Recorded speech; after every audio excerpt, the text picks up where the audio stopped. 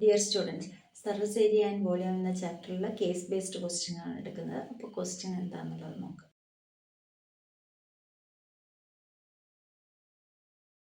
അപ്പോൾ ഇതിൽ നമുക്ക് തന്നിരിക്കുന്നത് ടോട്ടൽ ഹൈറ്റ് എന്ന് പറയുന്നത്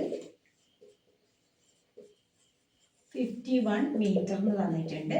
അതുപോലെ ഡയമീറ്റർ എന്ന് പറയുന്നത് 44 മീറ്റർ എന്ന് തന്നിട്ടുണ്ട്. അപ്പോൾ റേഡിയസ് എന്ന് പറയുന്നത് 22 മീറ്റർ.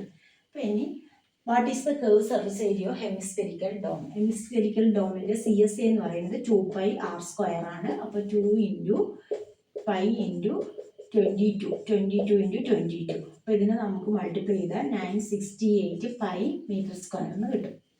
അടുത്തത് what is the height of cuboidal part? Cuboidal പാർട്ടിന്റെ ഹൈറ്റ് ആണ് കാണുന്നത്. ടോട്ടൽ ഹൈറ്റ് ആണ് എത്ര? 51. അതിൽ നിന്ന് ഹെമിസ്ഫെരിക്കൽ ഡോമിന്റെ ഹൈറ്റ്, ഡോം അതായത് ഹെമിസ്ഫിയർ വരുമ്പോൾ എപ്പോഴും അതിന്റെ ഹൈറ്റ് എന്ന് പറയുന്നത് അതിന്റെ റേഡിയസ് തന്നെയാണ്.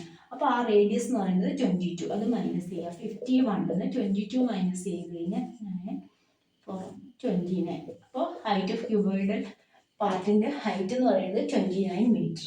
അടുത്തത് what is the circumference of base of dome? അപ്പോൾ ഒരു ഡോമിന്റെ ബേസ് എപ്പോഴും ഇവിടെ ഇങ്ങനെ സർക്കിൾ പോലെയാണ് നമുക്ക് ഉണ്ടാവുക. അപ്പോൾ സർക്കിൾ ആകും. അതിന്റെ സർക്കംഫറൻസ് എന്ന് പറയുന്നത് 2πr.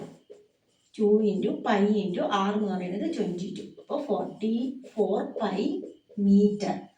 അടുത്തത് find the TSA of hemispherical dome having radius 7 metre എന്നാണ് പറഞ്ഞിട്ടുള്ളത്. റേഡിയസ് 7 മീറ്റർ ആണ്. നമുക്ക് TSA ആണ് കാണുന്നത്. TSA എന്ന് പറയുന്നത് ഹെമിസ്ഫിയറിന്റെ TSA 3πr² ആണ്.